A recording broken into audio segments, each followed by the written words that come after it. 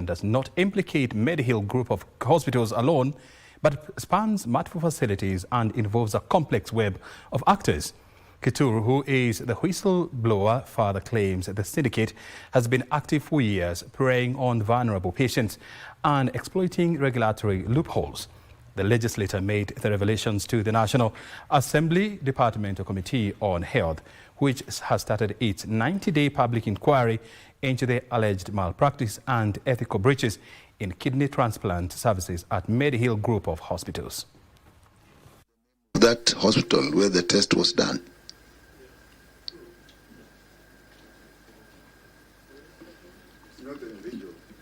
The hospital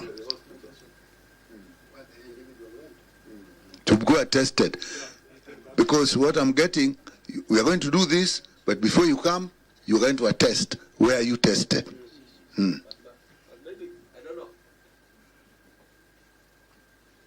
Is there a reason why we would conceal the name? Yes, because this was a testimony from Emmanuel Kipkosgei.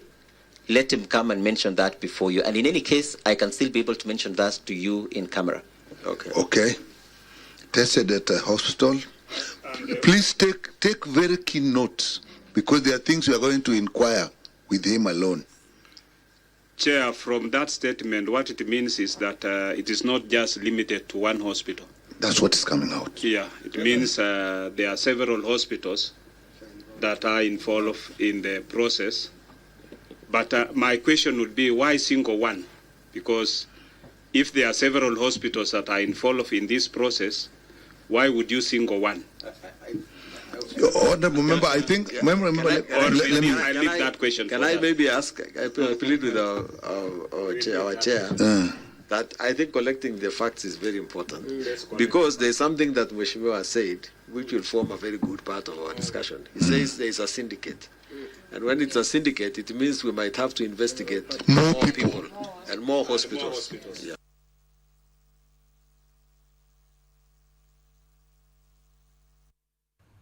To security matters, where the National Police Service is pledging to rid corruption within its ranks. Inspector General Douglas Kanja directed police officers to act professionally, urging commanders to set good example for their juniors. The country's senior police commanders converged at the National Police Leadership Academy in Ngong, Kajiado County in an event to deliberate on the comprehensive reform agenda in the NPS and security challenges for better service delivery to the public.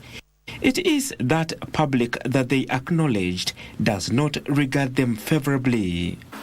Statistics don't lie.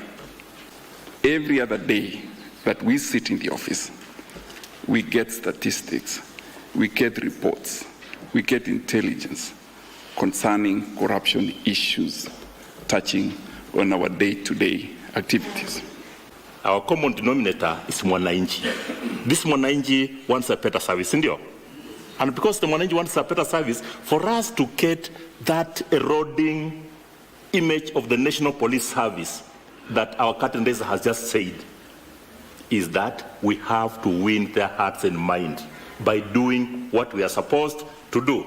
Faith Odhiambo, president of the Law Society of Kenya, a body that the police service regards as a partner in the law and order sector, criticized errant police officers for antagonizing other stakeholders. We may clash with regards to our respective duties, but we remain professional to ensure that we play our part and we play our roles without having any personal grudges. On graft, Inspector General Douglas Kanja told police officers to preserve their integrity. Our systems, our practices, our SOPs and so forth, so that if we have got gaps that are not working very well for us, we can be able to minimize and probably address matters affecting corruption in the National Police Service. While appreciating the numerous challenges in performance of their duties, the IG held plans to recruit 10,000 police officers to beef up the service. we want to recruit to the tune of 10,000 officers so that we can be able to fill our gaps and also ensure that we lower the numbers towards the figures required by the United Nations. Well, Deputy President Professor Kithure Kindiki has strongly defended the government's track record, saying key interventions have helped cushion Kenyans from the rising cost of living. Speaking during development tour in Kitui County, the Deputy President highlighted several government initiatives, including subsidized fertilizer to boost agricultural production, improved road infrastructure, and expanded electricity access as clear signs of progress under the current administration. On Thursday, during a development tour in Kitui County, the Deputy President, Professor Kithure Kindiki, emphasized the need for unity and responsible leadership, urging all leaders to focus on service delivery rather than premature campaigns. Professor Kindiki also used the platform to highlight some of the government's success projects. Kitui County kwa jumla, program ambayo tuko nayo sasa hivi inaendelea ni ya shilingi bilioni 2 ambayo itatusaidia kuongeza nyumba 18,000 mpya ziwekwe stima hapa Kitui County. The Deputy President said the government is working round the clock to bring down the cost of living by supporting farmers with subsidized fertilizer. Kuna baraka ya Mungu, kuna bidii ya mkulima na kuna bidii ya serikali ya kupunguza bei ya fertilizer, bei ya mbegu na kusaidia wakulima. Hiyo mambo yote imetuwezesha tumepunguza bei ya unga kiasi kwa takribani zaidi ya shilingi 100, sasa iko 150 140 hapo na bado tunangangana nayo. On infrastructure, the country's second in command acknowledged previous challenges in road construction due to budget constraints, but assured residents that funding is now available with the release of 800 million shillings for land compensation. Tumetoa milioni 800 ya kumalizia compensation ya wale ambao walihusika mashamba yao yaliguswa na hiyo mradi ambao ni barabara ya Kibwezi Mutomo Kitui. Barabara imejengwa na serikali ya Kenya kwa takribani shilingi bilioni 8.9. He promised the tarmacking of the Zombe Chuloni Road and said the tender process has been completed and that the contractor will soon be on site to ensure the project kicks off without delay. Mariambo reporting for Prime Edition. A presidential motorcade escort police officer who drove the vehicle that killed a British national near Adams Arcade in Nairobi on Thursday, March 13, 2025, has denied the charges and has been released on a cash bail awaiting pre-trial. Elsewhere, 3 suspects linked to the murder of Kasipul Member of Parliament Charles Ongondowere have been freed after the Director of Public Prosecutions found no evidence against them. Deborah Letua reports. Appearing before a Nairobi court, Police Constable George Mwangi Maina was accused of recklessly driving a government vehicle in President William Ruto's motorcade that fatally hit 79-year-old British national Edgar Charles Frederick Riches 3 months ago. He denied the charges and was released on a cash bail of 150,000 Kenya shillings, awaiting pre-trial. Jomo Kenyatta International Airport Chief Magistrate Irene Gichobi has released 3 suspects after the Director of Public Prosecutions found no evidence linking them to the murder of Kasipul Member of Parliament Charles Ongondowere. The 3, alongside 2 others cleared by the Madaraka Court, are expected to testify as state witnesses. Businessman Philip Nation Aroko, who is out on bail, is still under investigation. Finally, 4 suspects arrested with weapons and suspected stolen electronics will remain in custody as police continue investigations into a suspected crime syndicate operating in Nairobi and Kiambu. The court granted detectives until Wednesday, June 11, 2025, to complete ballistic and forensic examinations. In that regard, I do hereby order as follows, that the application dated 5th of June 2024 be and is hereby allowed as prayed, save for the detention period which the court has reduced to 5 days, and the 5 days includes the long weekend. So this matter will be mentioned on the 11th of June before court number 10 for further orders. Litua Debra for Prime Edition. Away from the corridors of justice, and the government has allocated 5.9 billion shillings for national examinations in the 2025-26 financial year, quelling fears that the monies had been scrapped. An additional 90 billion shillings has been earmarked for school capitation, whose underfunding Education Cabinet Secretary Migos Ogamba had lamented was affecting the quality of education. When Education Cabinet Secretary Migos Ogamba appeared before the Parliamentary Committee on Education, the lawmakers took issue with the numerous levies parents bear when education is supposed to be free. All this is something that we need to sit down and have a conference on how to fund education in this country, because it's a very serious issue.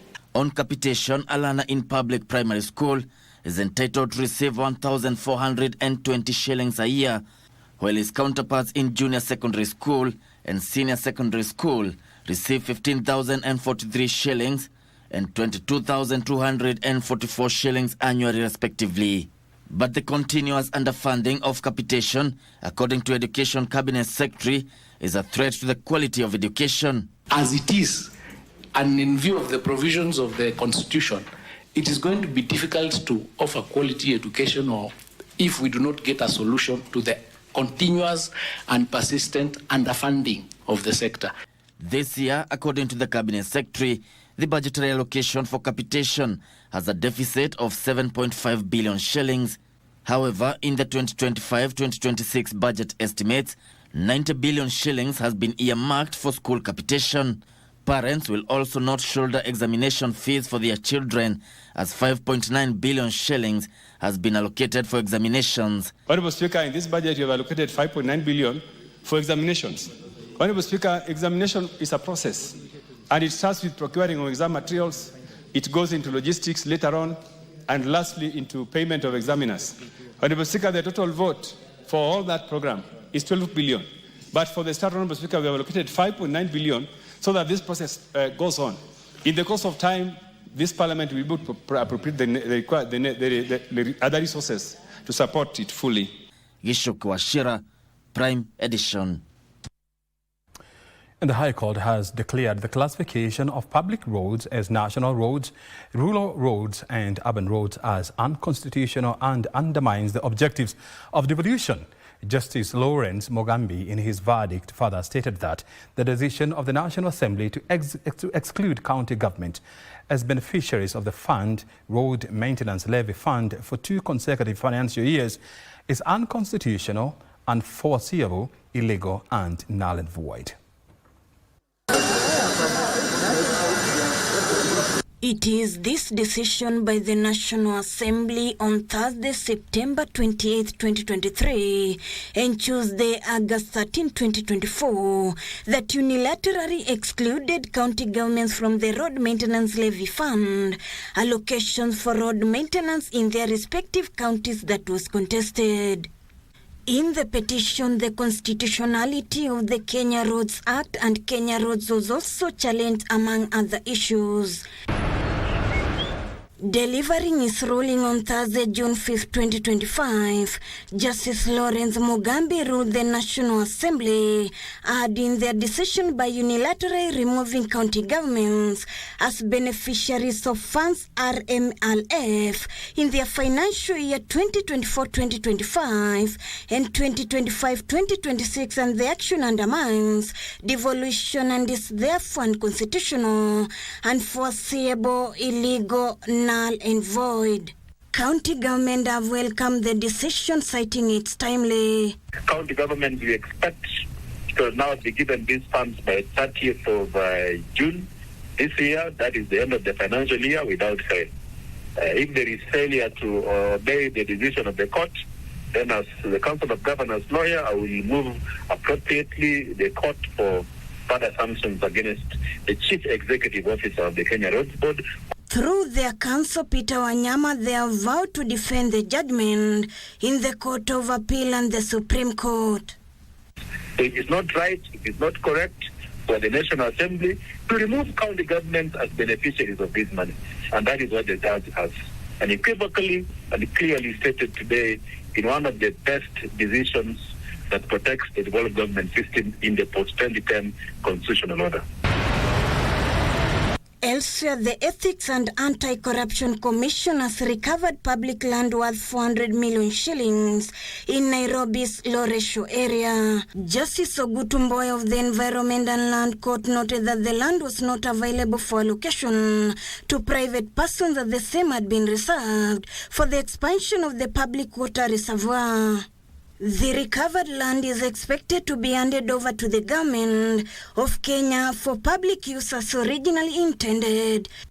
Separately, the anti-graft body has won a legal battle to recover over 20 million shillings that had been embezzled from the National Treasury and Planning by two accused persons, Robert Murage and Doris Semeyo. Justice Lucy Njuguna has ordered the release of 11 million shillings held at Equity Bank and payment of the 9 million shillings to the Ethics and Anti-Corruption Commission. The monies will be paid at court rates from the date the case was filed until payment in full.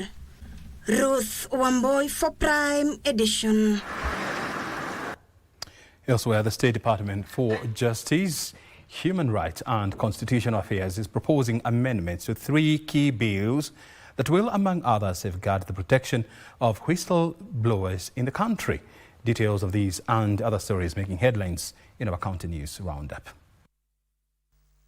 The State Department for Justice, Human Rights and Constitutional Affairs is proposing amendments to the Public Participation Bill 2025, the Whistleblower Protection Bill 2025 and the Anti-Corruption Law Amendment Bill 2025 to, among others, safeguard the protection of whistleblowers in the country.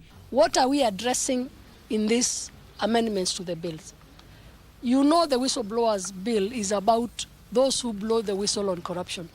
Those who blow, who tell us what is wrong that is happening on the ground. We need to protect them. We need to tighten up the loose ends in this law to ensure that we protect our whistleblowers to address the problem of corruption in this country. There is no money in the pockets. Meanwhile, residents of Kakamega County had a rare opportunity to question government officials on stalled projects during a public forum held at Masinde Muliro University of Science and Technology. Tumeambiwa hapa na dada yetu ya kwamba barabara zinatengezwa na akataja jina za mabarabara, na sisi tunaishi katika maeneo hiyo ambayo barabara zimetajwa kwamba zinajengwa. Sasa sijui zinajengwa saa ngapi? The government is determined to make sure that these projects are completed. Some are at various stages of completion. Our responsibility as we go around is to give assurance to wananchi that these projects will be completed. And former National Assembly Budget Committee Chair Andy Ndinyoro, who is also Kiharu Member of Parliament, has called for honest and realistic budgeting, especially in the education sector, raising concern over the government's allocation of 5 billion shillings for national examinations. Budget ya 11 billion inafaa kuwa ya exam. Umepeana hauko hata umeweka hata dururu. Sasa imewekwa ingine 5 billion instead of 11. That is barely enough only to buy the papers for exams. And therefore it means there is no money for invigilators and there is no money for the workforce that will be marking our exams.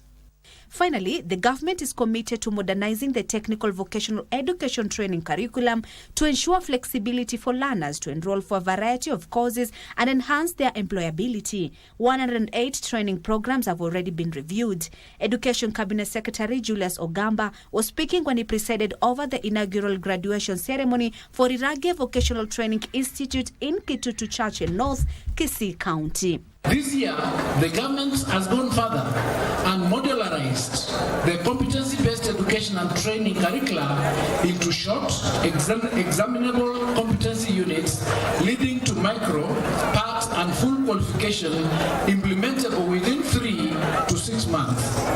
Up to now, 188 programs have already been modularized, and the implementation of the state programs started last month, May 2025.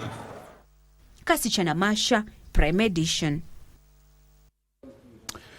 You're watching the Prime Edition live from our national headquarters here in Kenya Broadcasting Corporation. We are taking our first break, and thereafter we are coming back with more stories, including an analysis of the 2025-26 national budget. Stay by here.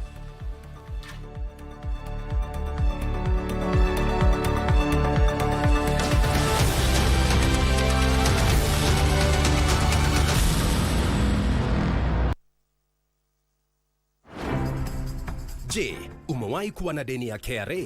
Basi usiwe na shaka. KRA wakishirikiana na KBC wamekuandalia roadshow murwa kabisa. Jiunge nasi tukufahamishe kuhusu KRA Tax Amnesty Program na jinsi utakavyoweza kusamehewa adhabu na riba na KRA. Pia tutakuwa tunakusaidia kujaza fomu za kodi za mwaka 2024 na kukusaidia na huduma za KRA kwa mtaa wako. Ijumaa tarehe 6 mwezi Juni tutakuwa Kilifi. Tutazuru maeneo ya Sauti House kupitia GPO, Bondeni, Coast General, Nyali Bridge Bombolulu, Kenol Nyali, Shanzu, Mtwapa, Kilifi Market, Pwani University, Gede, Matsangoni, Malindi Town, kisha tumalizia Malindi Stadium. KRA, tulipe ushuru, tujitegemee. Tracy, ulifikisha doza trip? Sijafikisha bado. Saving for retirement has been my biggest priority. So when trip, nilikuambia jua kali kuna do. Mimi venye nimejipanga na hii biashara yangu, sione nikiwahi sote. Trip bado tunaenda. Na by the way, do you save for retirement? Kwani mimi ni mzee? I'm still young and I've got plenty of time to start saving later. Then again, si watu wa jua kali, hatunanga hizo ma pension plans. Kwani ujui unaweza register with an individual pension plan yenye iko regulated na RBA? Inawakaje? Una deposit any amount of money at any time na uko guaranteed ukikuwa mzee. Maisha yako itakuwa nywe. Baadaye vile nakushoni ukweli. Hadi mimi boost savings zangu kwa scheme yetu ya job. Really? Nilijua siwezi kuwa kijana forever. Sis, usikose kujipanga mapema. Tutakuwa wazee wa maana. Ebu nionyesheni kuwa mzee wa maana. Ensure you save and plan for your retirement during your youthful working days. Provided you are earning an income, you can join a retirement benefit scheme registered by Retirement Benefits Authority and safeguard your tomorrow. RBA, safeguarding your retirement benefits.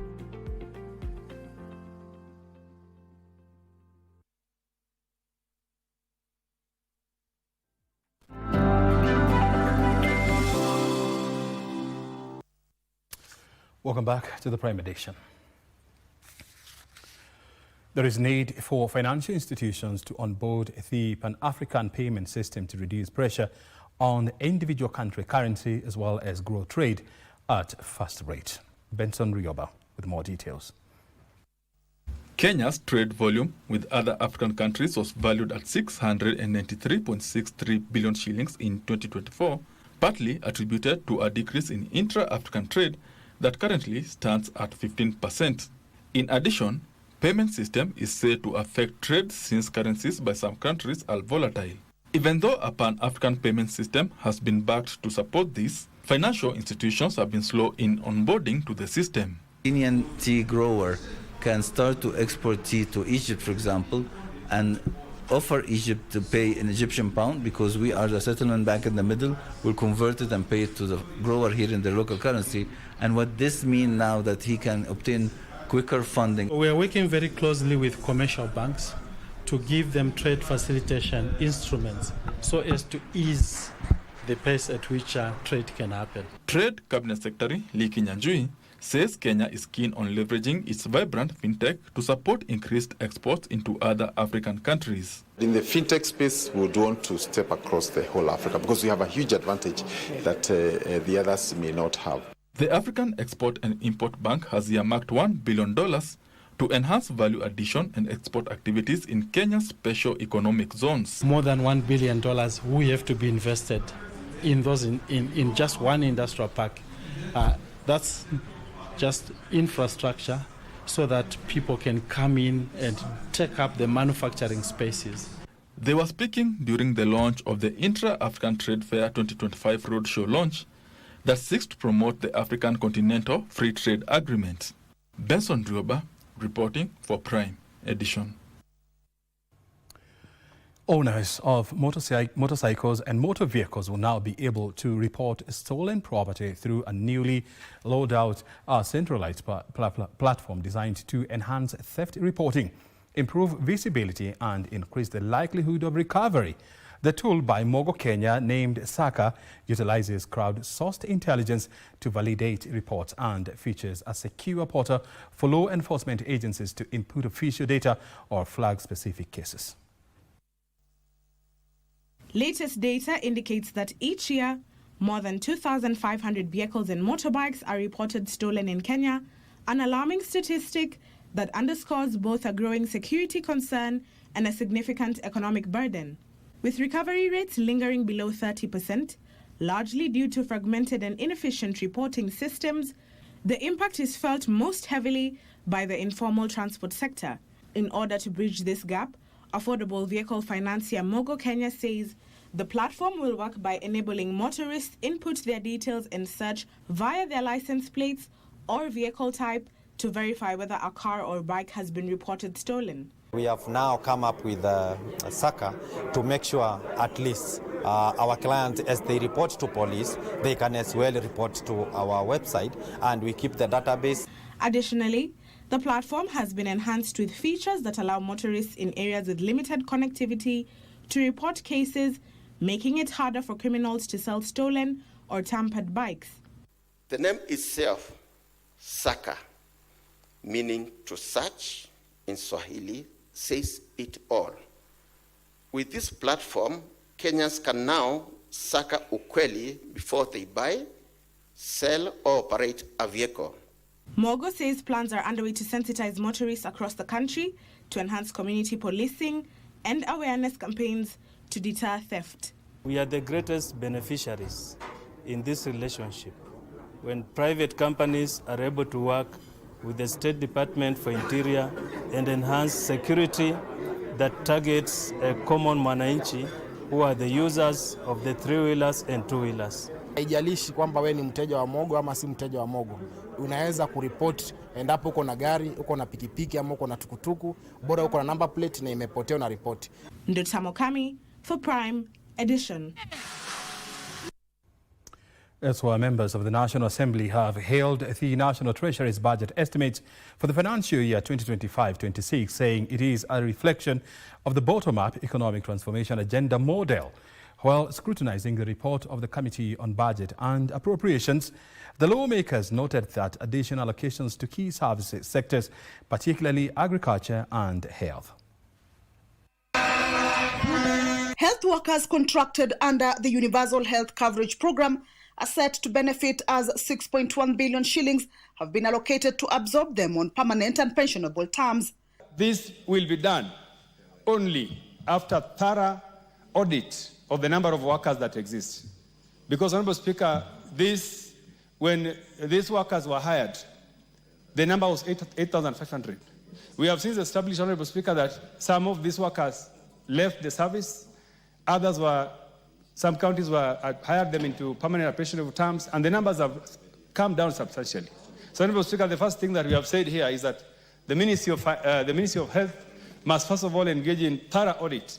Mr. Speaker, I want to just indicate that I'm very happy that the committee has actually considered the health workers that have been outside the parliament until I was actually getting very, very concerned that they are here every day picketing, and we are the house that can give solutions. So I'm happy that there's an allocation that will deal with their issues. Legislators are reviewing the budget, termed it balanced and aligned with the government's bottom-up economic transformation agenda model. The focus on broad-based allocations is seen as a move to uplift grassroots communities through targeted investments. Mr. Speaker, the biggest point about the budget that we are discussing now is the point of inclusivity. It has tried to treat Kenyans as Kenyans, regardless of what part of the country one comes from. I have seen in this budget where resources have been put in, virtually almost every part of the country is benefiting from this budget. Probably, Honorable Speaker, is the only budget since independence that we have such a budget, thanks probably to the broad-based government. The proposals from Treasury have now been balanced so that you have budgets in Baringo, you also have comparative budgets in Homa Bay, but you also have comparative budgets in Nairobi. For the first time, Nairobi has been looked at and been compared as an entity and as a region. However, concerns linger. Some lawmakers raised questions over the recurrent versus development expenditure ratio, warning that skewed spending may undermine long-term growth.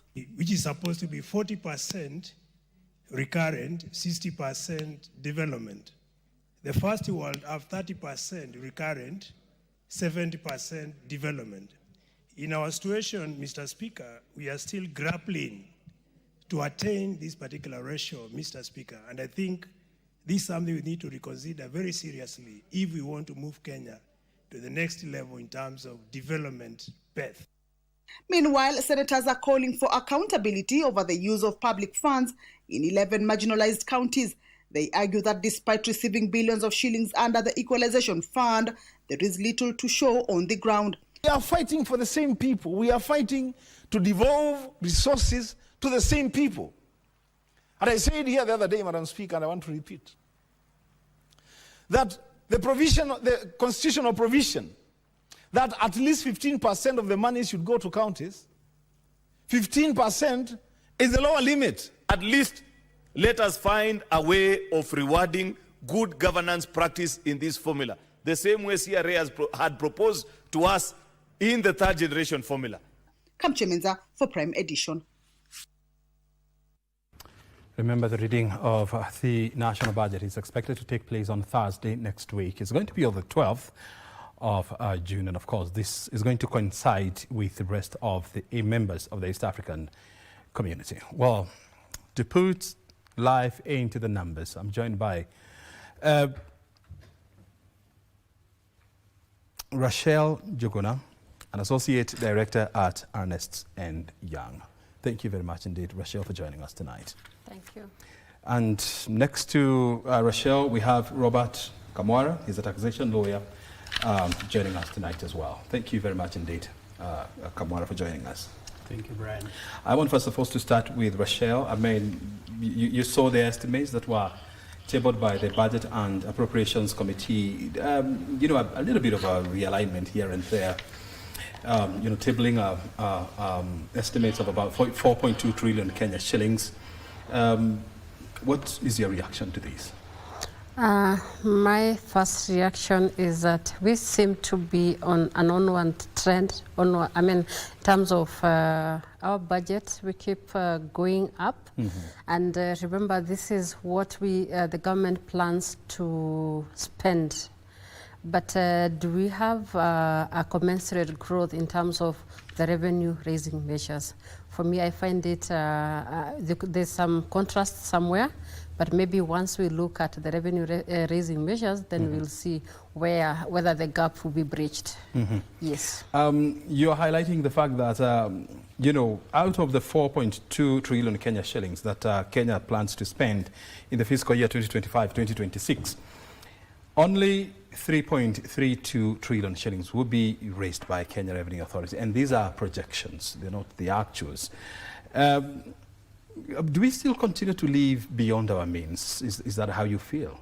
Absolutely. Actually, when you look at the projected revenue collection of 3.3 trillion shillings, remember even FY24, we are still at 2-point-something trillion. Mm-hmm. So when we say that you're going to collect upwards of 3 trillion, then I think we're living beyond our budget, to be sure. Mm-hmm. Yes. Kamwara, what is your take on the estimates tabled by the Budget and Appropriations Committee yesterday? Well, the budget analysis that many have tried to bring out brings different puts it in a different way, puts the statistics differently. However, I would say the budget is fairly, we can say it's fairly sizable. Mm-hmm. And why I say that is because we are a growing economy. We have, well, by the day, the population is growing. We're not having the same population we had 5 years ago. And we don't expect to still be consuming the same amount that we're consuming many years back. We have the Vision 2030 that is in place. We have the bottom-up economy that has been has its own estimates. So we can only work with what we have. We can only make good of what we have, and maybe not complain so much that the budget is too big for us. Maybe now start thinking of how we can expand our abilities so that we can be able to fetch as much as possible to sustain the budget. You know, there has been a lot of hue and cry with part of the proposal to amend Section 59A(1)(b) of the tax procedures and give the Kenya Revenue Authority, you know, powers to check your personal data using mobile phone transactions and so much. What is your opinion on this? There is the much that you can protect up to a certain point as an individual. Your rights end up to where you start infringing other people's rights. However, I think it would be extreme that KRA would wish to have a limitless or a bottomless access to your data, considering we have a lot of trade secrets that every business has, and just letting it out to anybody or just letting it out to KRA to access may jeopardize on people's business. So my take on Section 59 needs to be scrutinized a bit more and debated better, and a decision made on whether it will go as it is or a bit of realignment on it to be done. This was previously said in the previous budget, and you can remember it was heavily opposed even by the lawmakers, and I don't see why we keep sneaking it back every now and then in the budgets. Yes. I know the issues of data, you know, they are very sensitive and they're protected by the data privacy law, but you know, for an institution like the Kenya Revenue Authority, why would anybody be having a challenge if Kenya Revenue Authority is once in a while checking to see what kind of transactions you are making, and are they commensurate with the kind of taxes that you are paying? Well, there is procedure that needs to be followed. So you'll not just come and ambush me and say, I want to have a look at the patents that you have, the intellectual property information that you have, want to see all your bank statements. Fine, they may want to ask for relevant information that relates to financial information, but access to any information that you have in your business, it may open up a can of worms and people start looking at things that are not necessary. Isn't that like, you know, trying to create some level of transparency and accountability in ensuring that people pay taxes or people pay the required taxes that they are supposed to pay? As you said, once again, some of these things are not related. So if you want to look at for example, you want to look at my patents, or you want to look at my copyrights, or you want to look at some of my trade secrets, which as a company director I could be having, looking at all my company minutes. And for some companies, we're talking about international companies that could be parent companies and others are subsidiaries. What would be the benefit, or what would be the intention of looking into all this data and information if actually you're not trying to be malicious? Rachel, I mean, in a country which has almost 58 million people and less than 3.5 million taxpayers, I mean, isn't it then a conscious decision that we ought to make as a nation and try to find out why do we still have a very small tax base in a country with close to 60 million people? And then why should we deny the Kenya Revenue Authority access to our data just to find out who is paying and who is not paying? This is a very broad discussion, and I tend to believe with my colleague Robert here in terms of to what extent do we give access to KRA, because from a procedural point of view, the tax laws provide for documentation that a taxpayer needs to provide to the revenue authority for purposes of ascertainment of the income and anything else that the revenue authority would want to see. In some cases, when you look at trade secrets as Robert says, I mean, those ones would really not be required for tax purposes. And I agree with you, we need to expand the tax base, because what we've seen over the years is that we have over-concentration on the formal sector, number one, or the registered taxpayers. In my view, when you look at it in Kenya, and when you look at it broadly, even from an African perspective, like income taxes from individuals, 90% of that tax is paid by employers on account of employees. Whereas we have so many other people, like the high net worth individuals. You will find that their transactions, like the imports, they import the vehicles they are driving, do not meet or are not commensurate with the tax returns they are filing with the Revenue Authority. So for me, the data that Karen needs to look at is from maybe that perspective. Look at what this high net worth individual is filing in terms of a tax declaration, and look at other information that they're filing with the same Revenue Authority. For instance, the car they imported and the tax they declared in the same year. That's the way I would look at it, but not looking at personal data that may not have any relevance to the tax declarations. Yeah. I know, you know, the Constitution is very clear on Article 31, and of course the Data Protection Act of 2019. I mean, it talks about you know, the procedures to be followed if an institution wants to access your data, and one of them is getting a court order. But also look at it this way. I mean, we live in a country whereby close to 90% of the population, they work in the informal sector. And so they're not within the tax bracket. So then how should we then bring these people into the tax bracket? Robert? Well, I think now you're talking about actually expanding of the tax base and looking at how our system is organized. We need to look at a way that we can be able to incorporate most of these people who are leaving school. We have a lot of school leaving students who need to be embraced in the market that is there. And the easiest way is to bring them in areas like manufacturing. You realize that if a sector like manufacturing is well supported in the country, it tends to employ more people. Considering that we don't have a lot of advancement in technology like in the Western world, we are in a situation where we can be able to absorb so many people. At the end of the day, what will happen, we'll end up paying pay-as-you-earn, and everybody will end up paying something small in terms of taxes. And like it is right now, most of the Form 4 school leavers are ending up being border riders.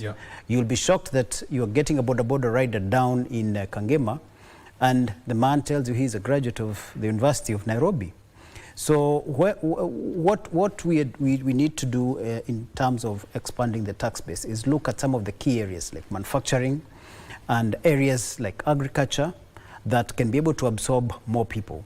Maybe something worth noting is that our budget as it is right now, 75% of our budget has been allocated on 5 areas.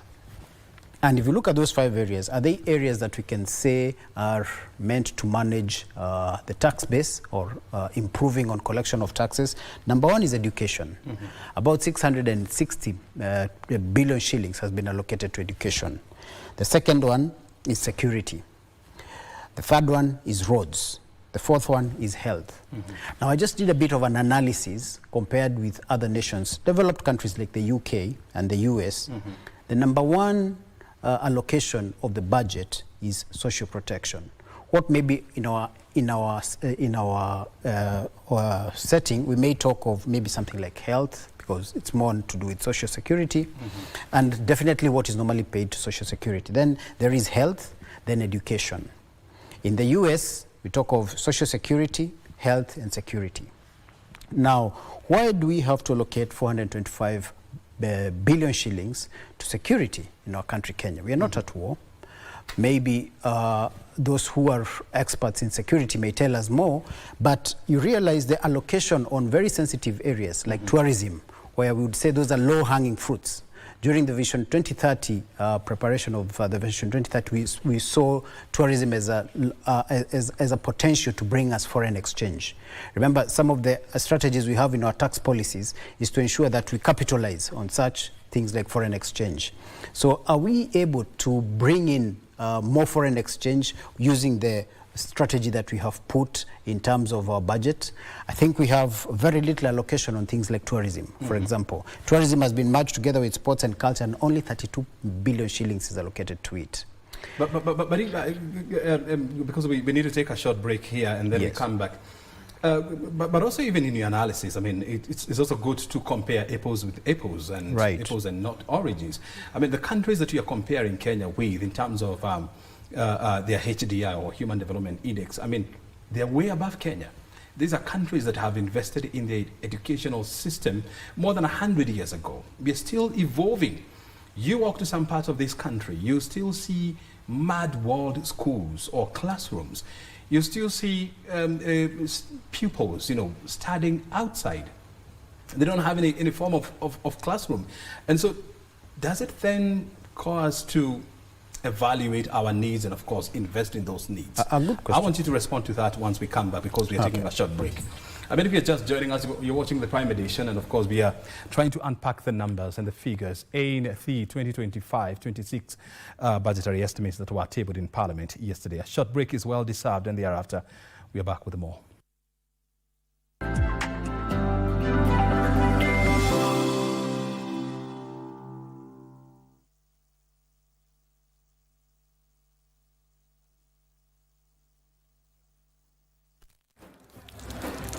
Katika Qur'an tukufu, Allah subhanahu wa ta'ala anatuamuru tukumbushane, kwani kukumbushana kunawafaa waumini. Kwa mujibu wa hadithi, Mtume Muhammad sallallahu alaihi wasallam anatushauri tueneze ujumbe wake angalau kwa aya moja. Basi tunatia ari kufanya ambacho ni jukumu la kila Muislamu, kukumbushana mema na kukatazana maovu. Tunakuletea mawaidha za mashehe, wataalam, maustadh, madrasa, makala spesheli na Oktifatuma Yakub, mafunzo na historia za mitume na maswahaba, na burudani kupitia nashid na wasifu za munshid. Tazama ukumbi wa Kiislamu nami Alishe kila Ijumaa saa 9:30 katika KBC Channel 1.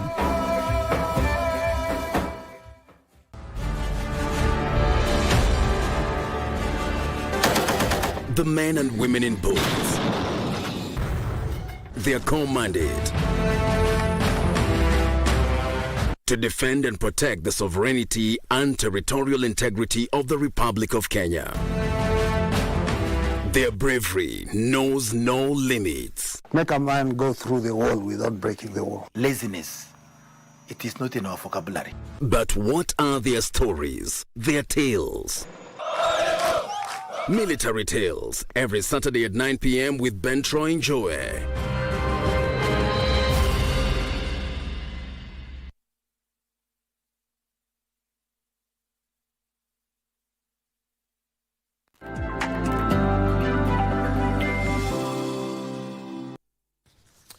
Welcome back. We're in the company of Rachel Juguna, an Associate Director at Ernst & Young, and Robert Kamwara, who is a taxation law expert, joining us and guiding us in this conversation. Before we went for the break, Kamwara, I just wanted to find out from you, I mean, when you compare US, Kenya, and UK, I mean, aren't you doing Kenya injustice? You're talking about countries whose education has evolved for, like when you look, for example, at UK, the educational system, I mean, it dates back to more than 500 years. Look at the US, I mean, more than 200 years. Ours is still very young. True. Shouldn't we be asking ourselves, where are we investing our education, I mean, our budget in? Maybe that's a question that we now go back 10 years, as we were discussing during the short break, that for the last 10 years or so, we've always been saying education is given #1 budget. So the allocation of this has been very high over the years, but as we were asking ourselves, within our own locality, where we live, how many new schools have been developed? How many new institutions have come up, maybe institutions of higher learning? Very few. So the question remains, even us at home, even as parents, how much have you spent over the years trying to pay school fees and paying education, for buying books for your children? The expenditure has been high. So the question will remain, is our budget on education being properly spent? And if we can ask ourselves that question, then we may be able to get a solution to some of these problems that we are having, because our budget for education is growing. It's true, our population is growing. We cannot compare ourselves with the countries like US and UK where children are not as many, but something needs to be done. Rachel, Kamwara is raising a very fundamental question. I mean, every year we continue to pump billions of shillings into various sectors, from agriculture to manufacturing to education. Do we take time to ask ourselves, what is our return on investment as a country? I don't think so, and I think it's time. It's high time as a country we ask ourselves those hard questions, like what you were asking about education. Every year we're pumping a lot of money into that sector, and for me, I'm not worried about the amount of money that we are pumping, but over the years, what can we show for that huge investment? Number one, in the 21st century, we find that students are learning under trees. That is something that's shameful for a country. And then the other thing about uncoordinated financing in the education center. You'll find sector. You find an MP maybe has bursary money to finance education. You find that maybe even the woman member of parliament has another allocation, and I think the question is, where is this money being spent? What are the results of the huge capital expenditure? When you turn to the other side of maybe irrigation, you find that over the years we've been, funding some irrigation schemes in Tana River and some other counties. Galana Kulalu. Every year, actually, you find the minister will read about Galana Kulalu. So I think it is a high time that we took stock of the investments. Do we need to go on? Because as a business, if it was your personal business, you will decide, do I continue or do I not continue? And this is the role that Parliament is supposed to play. And that's why the Constitution gave the Budget and Appropriations Committee powers to reallocate and reassign resources to critical sectors. But when you look at the way Parliament is constituted and the way it is playing this mandate, are you convinced that it is doing it the right way? I'm not convinced, because that oversight role, I think they're not really doing what as Kenyans we expect, because what I saw is just a reallocation here. There are very small amounts that they're removing from this, vote head to the next. But I think what I thought they would do is ask the hard questions. Ask the hard questions. I didn't see that coming. And maybe it's the politics of the day that are playing out, but hard questions need to be asked. And for you, hard questions would be like what? Like, let's see, like investment in agriculture, for example. We've been pumping money to that Galana Kulalu. Do we need to invest more? Do we need to go elsewhere? Do we need to look at what Israel is doing, for example? What else can we borrow from? And do we need to hold people accountable for whatever responsibilities that we've given them? Yes, Kamara. Yes, and on the issue of accountability, we also talk about governance, and this is where we talk about audit.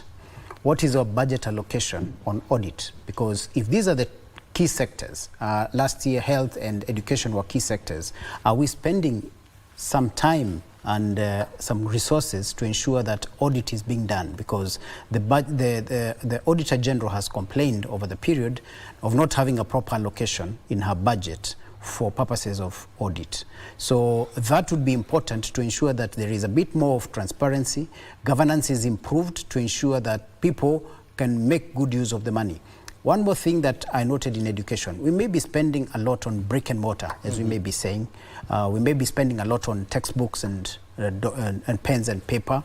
However, have we thought that the world is moving towards a different trajectory? We're moving towards technology, use of AI. Some of these things are key, and we may not want to overlook. We may think that we are still, as you said, we are still comparing ourselves with the big boys, but actually that's why we should be comparing ourselves with. And I like the fact that we are bringing in the question of, yes, we may want to invest in education, but what kind of investment, what kind of education are we investing in? Look, I mean, when you look at the last 10 years, I mean, education has always topped, budgetary allocation in this country.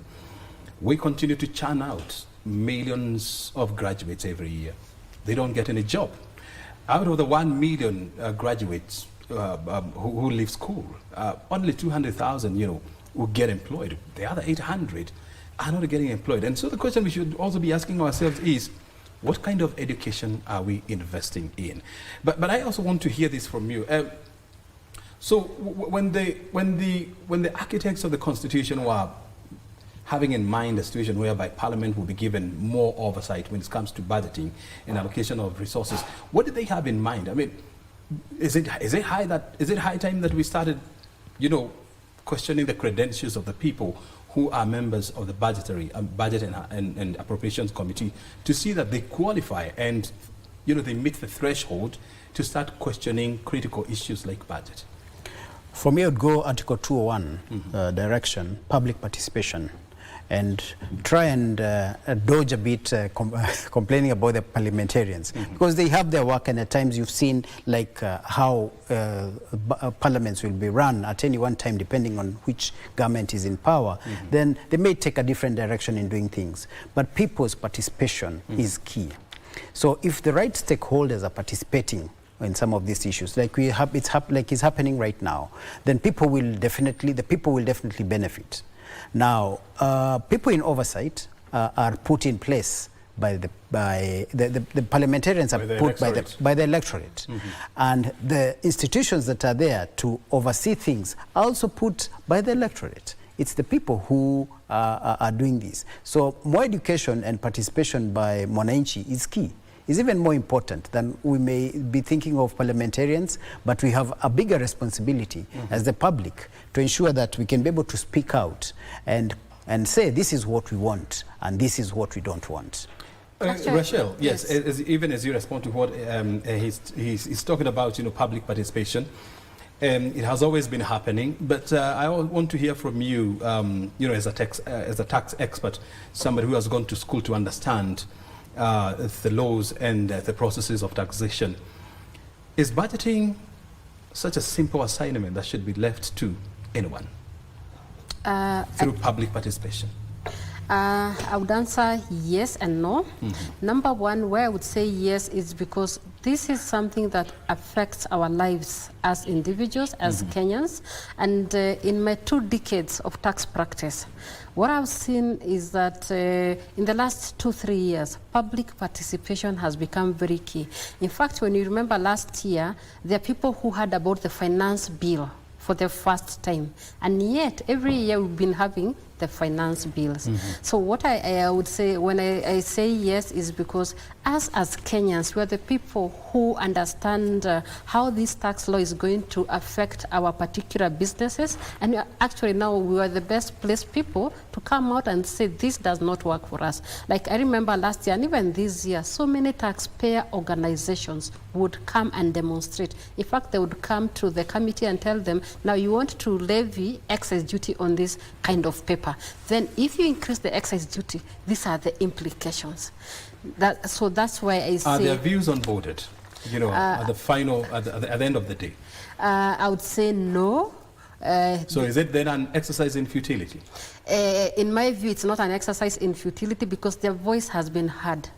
The voice has been heard. But not acted upon. But not acted upon. And you see, that's why, and see, last year, whether heard or not, of course, I do not want to delve into the politics of what happened, just for the simple reason that the people charged with that responsibility were not listening.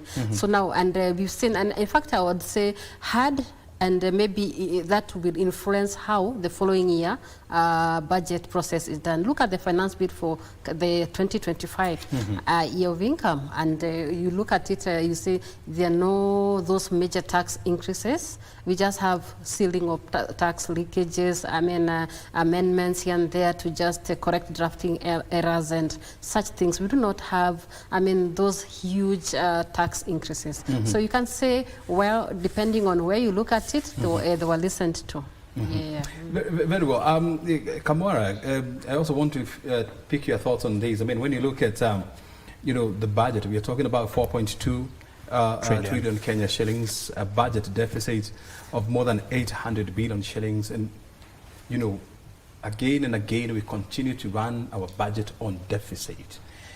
Don't we learn that it is high time that we started living within our means? It's a bit unfortunate, mostly when we are borrowing for purposes of recurrent expenditure. Now, if have we done that yet? We are actually, at the moment, to cover up our budget deficit, we are forced to borrow. And what are we borrowing for? So if we realize that we are borrowing for purposes of going to pay the current expenditure, which is paying salaries and paying basic things that that could be taken care of by our own money, then it's unfortunate, because the cost of financing is expensive. The money that we're borrowing is not cheap. So it's unfortunate that we continue this way. The only thing that can happen is ensure that we are able to manage our expenditure. If we can be able to cut down our expenditure, and maybe not unnecessary, but our recurrent expenditure, we bring it down, then that way, then whatever we are borrowing can be taken to development.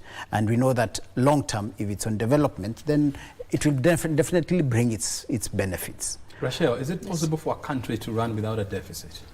And what does it mean when a country is running on deficit? From where I sit, no, but I think that the question is, how big is that deficit? Ours is 5.1% of our GDP? I may not have the numbers at the top of my head, but it's about, I think, 800 billion currently. So depending on, and you see now what is happening over the last 2 years, we'll have supplementary budgets. I mean, that has become the norm nowadays. So you will find that these are, they're taken to Parliament for approval because things are not working.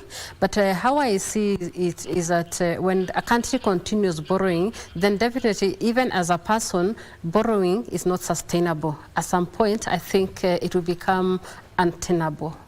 Yeah. And I like the issue of supplementary budget, because it is becoming a major norm, you know, budgeting cycles. So people are starting to ask, then, do we really need to budget? In fact, that's the question. But I guess now the reality of the matter is budget is a plan. A plan can be, you can achieve it or may not, or not achieve it depending on the circumstances and what is happening. You see, now we are budgeting to collect a certain amount of tax revenue. Remember, the only revenue source for government is through taxes. So if Kenyans or these Kenyans, in aid. Which of course doesn't account for a lot of money. So primarily the government depends on taxes. If our economy is not performing well such that taxpayers are not paying the taxes required for whatever reason, then definitely we will be in that kind of cycle. Very well. Amara, as we wind up, what's your final comments? Predictability is important in any budgeting process and in any process of making laws. Making of the budget is an annual activity. Unfortunately, if at every year goodies will be given and then taken away in the following year, like it is this time, we were given the goodies of incentives of investing. We're told electric cars and electric motor vehicles would come in, very little tax to be paid with it, with no VAT. Now that has changed. People have invested. People thought that we would continue having the incentives on tax benefits, and they're no longer there. They're taken away. Then the budget process becomes an exercise in futility. Predictability is important. And lastly, transparency is also very important when it comes to budget making process. We can see it coming out. People are allowed to do public participation. But will that public participation be implemented? We are yet to see that, but we are on the right trajectory. Very good.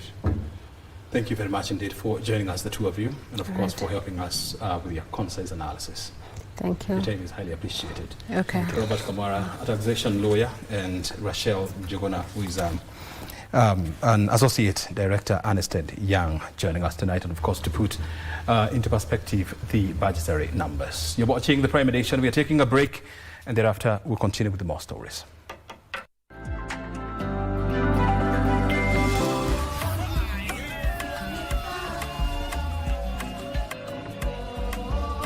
want to delve on a conversation about, generational patterns, generational alters. Pia kwetu tumekwambia tumezaliwa tukiwa 6. Mimi number 5. Big number 5 wenye walikuwa mbele yangu hawako wamemaliza shule. Number 1 after kufika class 7 alitoroka actually. Akaenda Somalia kutafuta life. Yeah, number 2 6. So unaona tunakuja kama tunarudi chini kutoka class 7. Huyu mwingine second born akadropia akiwa class 6. Third born ndiye alijaribu sana akadrop akiwa class 3. Class 3. Yeah, class 3. Na wazazi wako wanaleta noma nini. After amechapa mtu huyu akaenda, niliamkanga tu nikaketi chini nikaambia God, if at all it's your will, niendelee kukaa kwa hii marriage, wacha nijue leo. Sasa Mungu ameniambiaje? Kanyanga kubwa. So that's how I left. Na ni mbio, asifikirie kuja kwa nyumba kuja pata unapaka. Ndio itakuwa tuna story nyingine mbaya. Mimi na feel something would have been done back then. Maybe kama prayers wange dig deep, hii kitu ingetuokolea kina sisi sasa. So hiyo kitu nilionanga na ni kitu yenye jumi ndio nimeidentify hiyo shida. So nisiposimama nivunje hakuna mwenye ataivunja.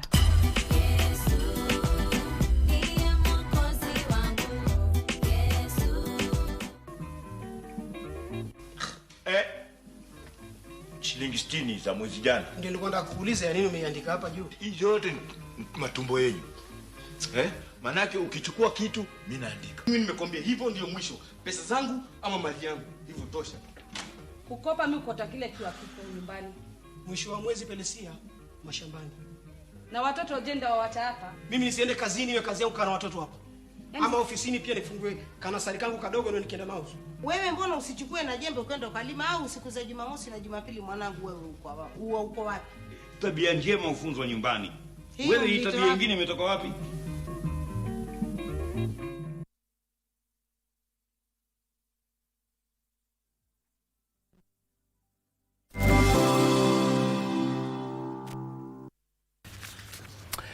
Welcome back. Private pensioners plan to invest up to 10 trillion shillings in public infrastructure to reduce reliance on external debt. Association of Pension Trustees and Administrators of Kenya President Hosea Kili says pension schemes, SACCOs, insurance firms and banks hold substantial investable funds which should be used to fund infrastructural projects in Kenya. In Kenya, the pension fund industry has grown to 1,300 companies, mobilizing funds that account for 12% of the country's GDP. In 2020, the Retirement Benefits Authority defined infrastructure as a distinct asset class and allowed pension funds to invest up to 10% of assets in that sector. However, the industry still invests more than 80% of their funds in government papers. The government has been encouraging fund managers and pension funds to invest in government-backed projects like roads, railways, water and affordable housing projects. The government, though willing, is trained for resources, but leveraging on the financial services sector, we can be able to develop our roads infrastructure, our rail infrastructure, our health infrastructure, and generally all our infrastructure. We are sure it goes with study that developing the infrastructure is going to inspire our economic transformation. Speaking at the 4th Association of Pension Trustees and Administrators of Kenya International Conference in Mombasa, the association president Dr. Hosea Kili says the new model seeks to empower even small contributors in pension schemes and SACCOs to become shareholders in major infrastructure projects, offering financial returns while boosting local economic development. The funds are available in this country. The only problem is that we have not been working as a team, and maybe the government has never been inviting the private sector here to the table. But now they have invited us through the committee of experts, and we are rising to the occasion. Let's talk about tourism. Kalimoni area in Kiambu County is steadily emerging as a must-visit destination for nature enthusiasts and those eager to delve into the world of agriculture. With its breathtaking landscapes, rich biodiversity and innovative farming practices, Juja offers a unique blend of natural beauty and education opportunities that cater to a whole range of interest, as highlighted tonight on Magical Scenes.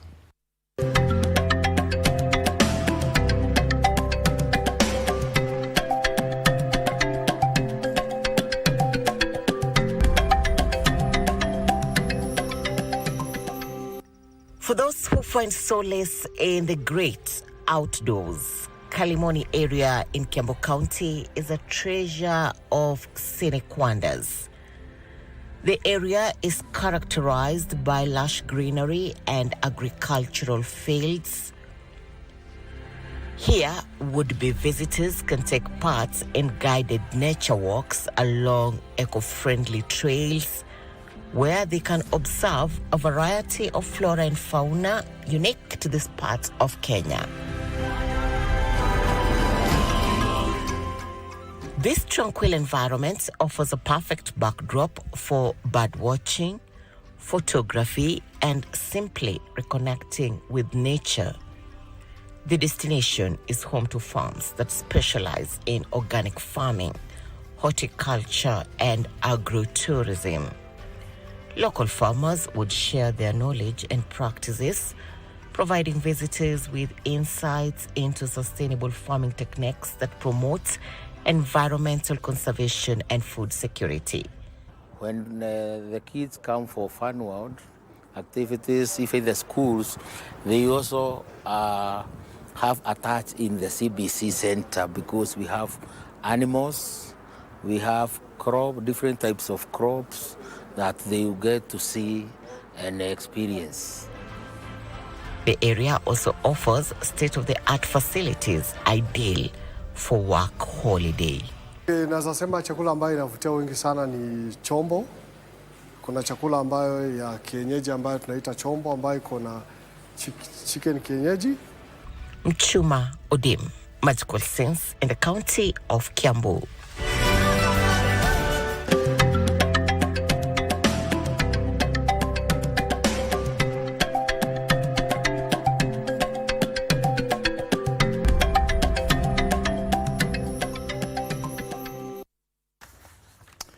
And of course, I wouldn't mind to remind you that Kiambu County is my county. Well, Emirates Logistics plans to establish a world-class facility at Tatu City Special Economic Zone. Construction of the facility is set to begin this year, adding to Emirates Logistics' global presence in 15 countries and a worldwide network of agents. Here are the details of these and other stories in our corporate briefs. Emirates Logistics is set to make its largest investment in Kenya by establishing a new facility at the Tatu City SEZ later this year. Emirates Logistics says the investment at Tatu City will bolster the company's capacity to serve its clientele across sub-Saharan Africa and reinforce Kenya's standing as a key logistics hub. It joins over 100 firms operating at the Tatu City.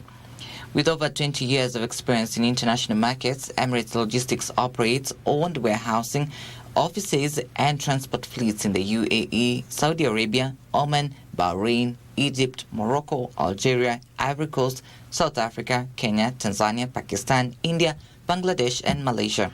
Meanwhile, Old Mutual East Africa has officially become a member of the United Nations Global Compact. The UNGC, with over 20,000 corporate signatories, promotes adherence to 10 universal principles on human rights, labor, environment and anti-corruption. In conjunction with its UNGC membership, the company plans to publish its inaugural sustainability report to align it with IFRS sustainability and climate-related disclosure standards. We all survive and do business within this world. It's the only one that we have. So we must begin to do things that protect it, number one, things that help us to adapt to this new climate challenge that we face, and also to restore.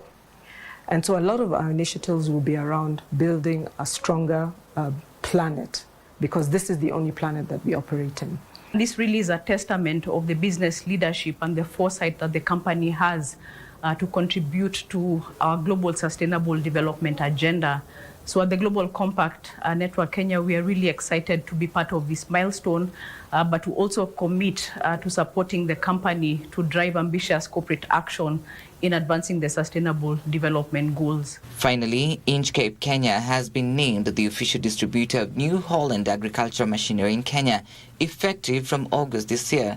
The partnership aims to enhance productivity and sustainable growth for Kenyan farmers by providing a comprehensive range of mechanized solutions. Trevor Ngendo for Prime Edition.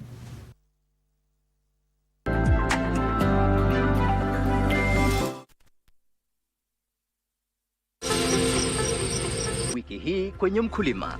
Tutamfuga inzi chuma kisha tumlishe kwa kuku. Tutaelekea huko JKUAT katika kitengo cha wadudu tujifunze mengi kuhusu nyenje. Hakuna kustuka tena ati hii ni nini? So sasa tunaangalia at industrialization. This is now going industrial scale. Ungana nasi Jumamosi saa 10:30 kwenye mseto kamili wa kilimo. Hapa KBC Channel 1. 19 nations will compete in the Total Energies CAF African Nations Championship, Kenya, Uganda, Tanzania 2024, which will be staged from 2nd to 30th August 2025. Amongst the 4 groups in the tournament A to D, Kenya is pooled in Group A, together with Morocco, Angola, DR Congo and Zambia. Algeria from the set piece, the header is on target, but it's... This unique competition featuring the best locally based players from across the continent definitely has something for everyone.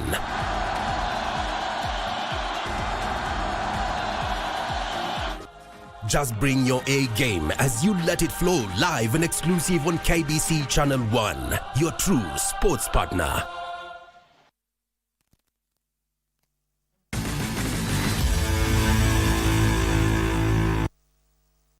A very good evening to you. My name is Daniel Wahome and welcome to Prime Edition Sport. Recently crowned Cape Kano Classic 800-meter champion Lilian Odira and 1500-meter runner Vincent Keter will be out to defend their respective titles during the annual Kenya Prisons Inter-Regional Athletics Championships scheduled for tomorrow and Saturday at the Ulinzi Sports Complex in Langata. The championship was today boosted with a donation of equipment and cash from Magereza Sacco and Kingdom Bank, among other corporates.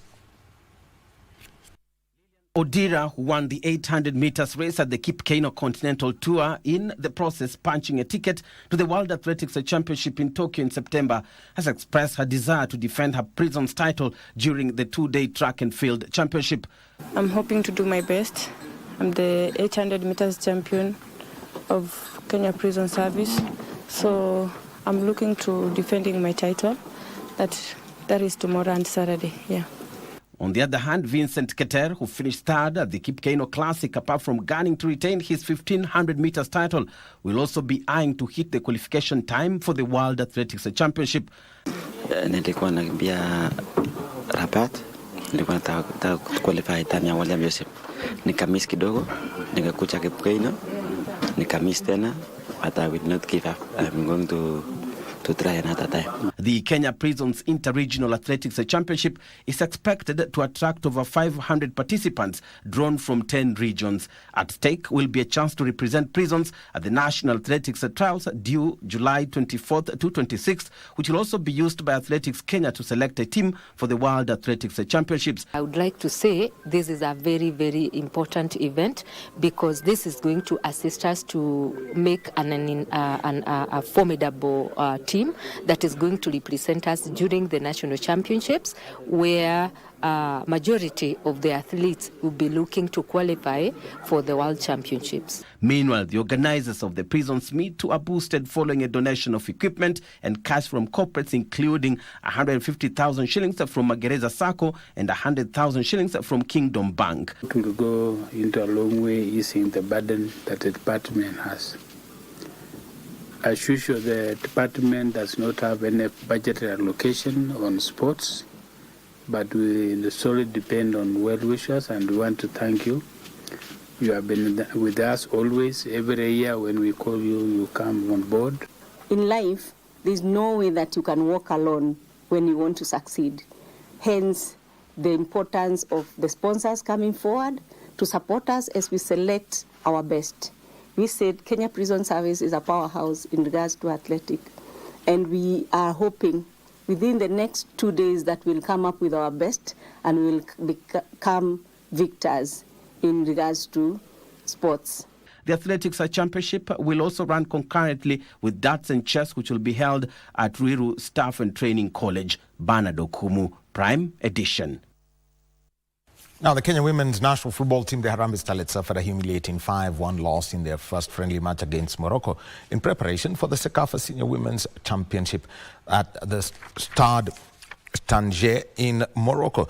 Morocco scored the opener as early as the 6th minute, but Starlets equalized in the 16th minute, courtesy of forward Fasila Odhiambo. However, in the second half, the North African side that is currently ranked 60th in the FIFA Women's World Rankings looked the better side to pump in 4 goals and win the battle.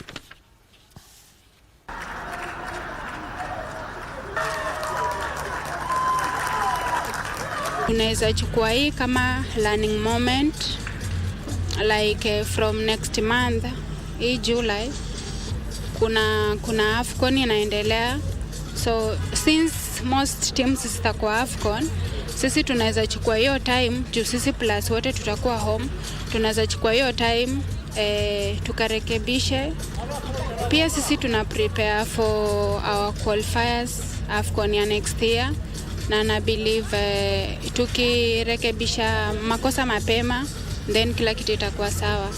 Wenye wamejoin team wamelearn, so itatusaidia kwa game yenye iko mbele yetu. At least hiyo inaweza sema imetusaidia a lot. Federation wazidi kutupa hata friend lingine, bado tuko hapa kulearn. Football ni kulearn. Handball team coach Brian Matthews has been named coach of the month of May. Matthews beat 3 other nominees to bag the coveted award. That comes with 100,000 shillings in cash prize. The celebrated coach led Sirius to a historic unbeaten run, which saw them win the Kenya Handball Federation title unbeaten. Victories in the month of May proved pivotal in their race for the title, where Sirius beat fierce rivals Equity Bank, Ulinzi, Wakanda and Mountain Prime. Other nominees who are vying for the title were Kakamega Homeboys coach Francis Baraza and DCI women's volleyball team coach Patrick Sang.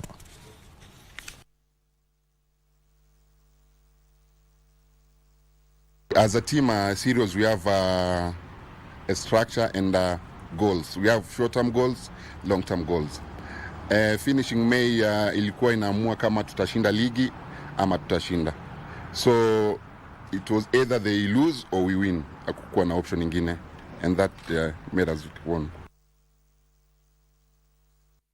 And the 2025 Basketball Africa League playoffs and finals will be held at the Sunbet Arena in Pretoria, South Africa for the first time from tomorrow to the 14th of June this year. The playoffs and finals will feature the top 8 teams from the 3 conference groups that were held in Rabat, Morocco, Dakar, Senegal and Kigali, Rwanda in April and May. Al Ahly Tripoli of Libya are the top seeds going into the playoffs ahead of Al Ittihad of Egypt, who are going to South Africa second seeds.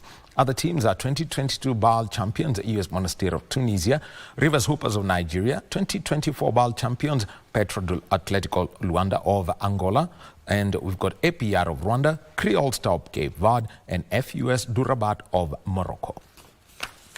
Sport and with the Cape Town Tigers. Plays for the national team, Tyler Ongwe. Mid-range 2. Oh, it's like a free throw shot. In it goes, and that's 9 points since the start of the second quarter. Goes high off the glass.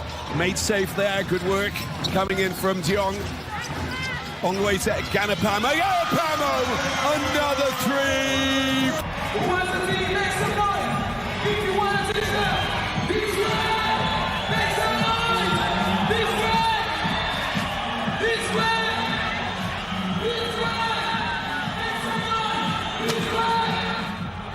Any foul, it goes out, 3-point shot goes in. Oh, it's a killer blow! It's a killer blow for Arpom! Hits the 3, 2 seconds left to play. The shot goes up, Tyler Ongwe. MVP has done it!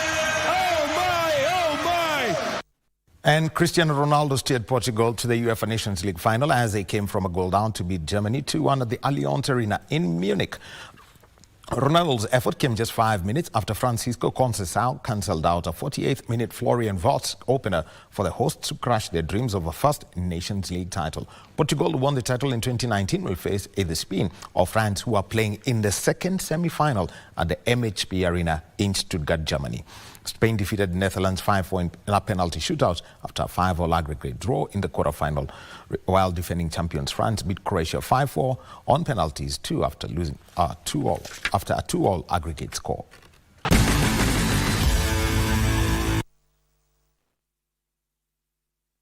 And so that's the sport for tonight. And remember that the UEFA Nations League mentioned to you that France are playing against Spain at the moment. And Spain, 25 minutes into the game, Spain are leading France by 1-0. Full details of that match coming in our bulletins tomorrow. My name is Daniel Wahome. Back to Brian Kimani. Many thanks indeed, Wahome. Always nice to see you, of course, giving us an update on the latest from the world of sports. Well, it has been a pleasure having you tonight. Thank you very much indeed. You have been watching the Prime Edition with me, Brian Kimani. Thank you for your time, and of course, have yourself a good night.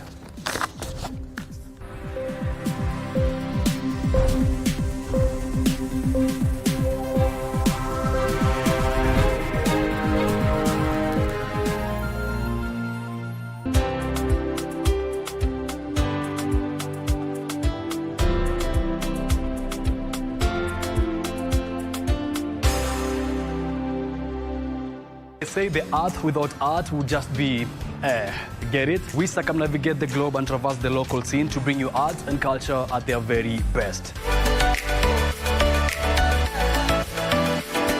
From fine art, culinary art, performing arts, and even cultural events, you name it, and we have got you covered. My name is Kevin Kesioki, and I will be serving you this and much, much more each and every Friday at 8 p.m. only on KBC Channel 1.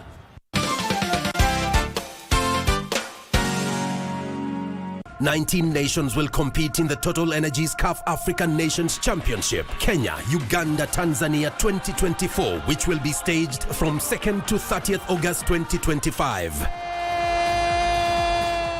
Amongst the 4 groups in the tournament A to D, Kenya is pooled in Group A, together with Morocco, Angola, DR Congo, and Zambia. Algeria from the set piece, the header is on target, but it's saved. This unique competition featuring the best locally based players from across the continent definitely has something for everyone.